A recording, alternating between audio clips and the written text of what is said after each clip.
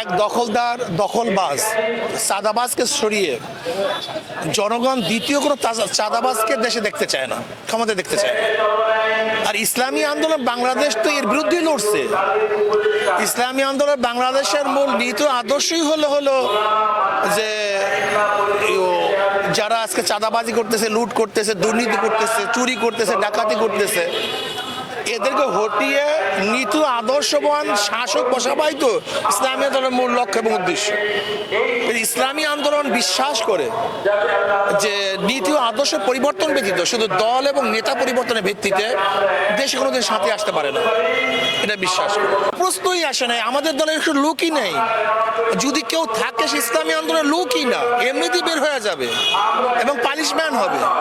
এটা তো আমাদের নীতি আদর্শেরই খেলাফ। দেখেন, শুধু ইসলাম দেশ মানবতা, ইসলাম দেশ মানবতার এই তিন মূল নীতিকে সামনে রেখে যারা আমাদের সাথে যোগ করতেছে আমরা তাদের সাথে যোগ করব।